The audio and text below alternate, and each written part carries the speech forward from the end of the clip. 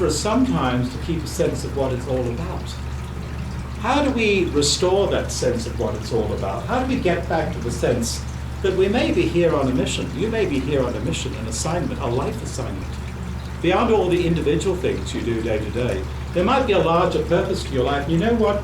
You might have understood that very clearly before you came here. You might even have entered into some kind of contract or agreement before you came here. But the essential lines of what you would seek to do and accomplish in this life. Suppose that is possible. To tell a story from my own life, which I told in my first book on dreaming, I've done 7 non-fiction books on dreaming. The first was Conscious Dreaming, which they have here, I see. I told the story, and I used my father's favorite nickname for me to identify myself rather than Robert. I called myself Roderick, I think. In the dream, I'm at the house where I was living. It's the middle of the night. It's the same time I am asleep in bed, and there's a knock on the door. I open the door, and there's a cheerful, pleasant, very innocent-looking man, smiley-faced man. I think, oh God, is one born-again type.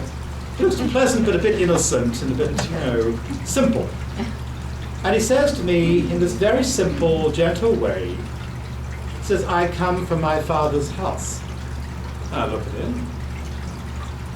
He says, what is your contract with God? What is your contract with God? My God, I woke up absolutely blown away by this simple man's question. What is your contract with God? The question made me think, if he asks this, maybe I have a contract. What is it? I've forgotten. I've got to remember this. Maybe I'm here on an assignment or a mission which I've forgotten. I've got to find it. And whatever your language for describing these things, I'll tell you this, and I think this may resonate with you. I think we do better when we have the sense that there's a larger story. There's an assignment, there's a drama, a big drama behind the little ones. I think we do better. It gives us courage. And one of the things about dreaming is it restores our courage. A very interesting early bishop of the church called Synesius, a very heterodox bishop, whose story is also in this book, trained by Hypatia, the great female philosopher-scientist of Alexandria, one of the great woman scientists of the past. Synesius said that dreams are your personal oracle. They are your direct line, your direct passage to God, and you should let no one stand between you and those sources, that personal oracle, that direct line to the sacred. Very wise remark.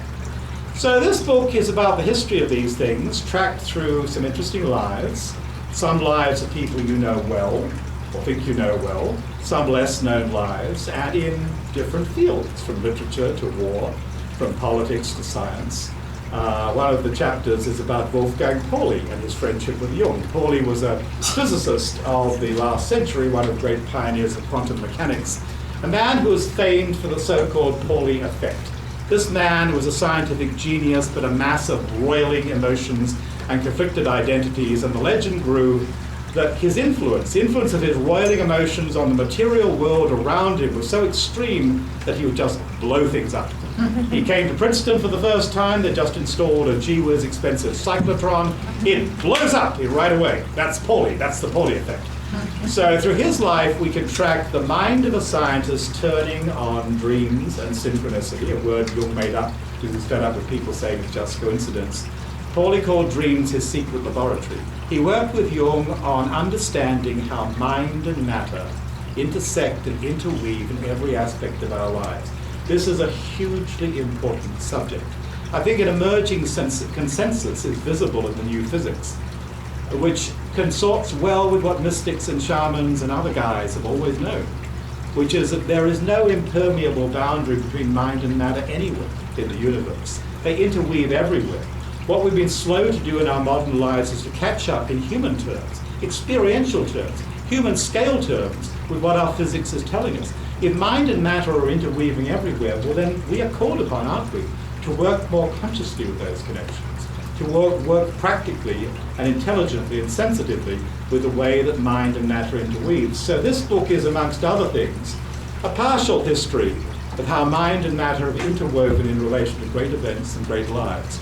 It's not a difficult study when you take a life of a fellow like Mark Twain, whose whole life turned on coincidence. Let me tell you a couple of stories about Mark Twain to give you a flavor of this aspect of the book and of the thesis.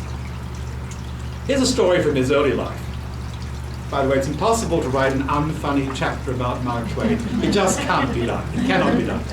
So at the time, Mark Twain is not yet Mark Twain. He hasn't found his pen name. He's little Sam Clemens. He's got a job in a print shop in Keokuk, Iowa. And he's reading a book about Brazil. He's never heard about Brazil, but he picked up the book somewhere. The book is telling him there's a wonder plant in Brazil, which is a panacea, will fix anything. It's the coca plant. No one has ever heard of the coca plant. And he thinks, okay, I'll make a financial killing. I'll get down there to Brazil, I'll secure a supply of this coca plant, I'll bring it to North America, and I'll set up a factory or a pharmacy or a pharmaceuticals company to manufacture this coca drug, which is going to fix everything. So he gets a riverboat down to New Orleans. He's planning to go to Brazil, but in New Orleans, I don't know where Brazil is. There's no boat going. So he's a bit sorry for himself, and he meets up with a colorful Mississippi riverboat pilot called Horace Bixby, talks a good talk, gets himself signed up as an apprentice riverboat pilot, a good meal ticket back in those days. And the start of Mark Twain's literary career, in the sense that his years on the river, sailing up and down on the riverboats, brought through those great stories, the Tom Sawyer, the Huckleberry Finn, the other Mississippi stories, came out of that. The experience also gave him his pen name. I mean, Mark Twain is a Mississippi boatman's cry, I mean, safe water, 2 fathoms, Mark Twain. So, out of this story, we get a snapper. Mark Twain liked to end his stories with a snapper or an astonisher, a one-liner that you remember. The one-liner I made up is this. Because young Sam Clemens could not find Brazil, he failed to become the first cocaine dealer in North America and became Mark Twain. That's an example, one of many in that chapter, and one of many in the book, of how, in interesting ways, coincidence, which we often shrug off and don't know how to talk about, is central to interesting lives and interesting events. The whole of Mark Twain's life turns on chance encounters, coincidences, and a spectrum of possible varieties of coincidence. That particular story reveals one of my personal principles for navigating by coincidence, which is this. For every setback, this is very relevant right now, and many of us are up against it, for every setback, for every challenge, look for the opportunity. He couldn't find Brazil, but he became Mark Twain.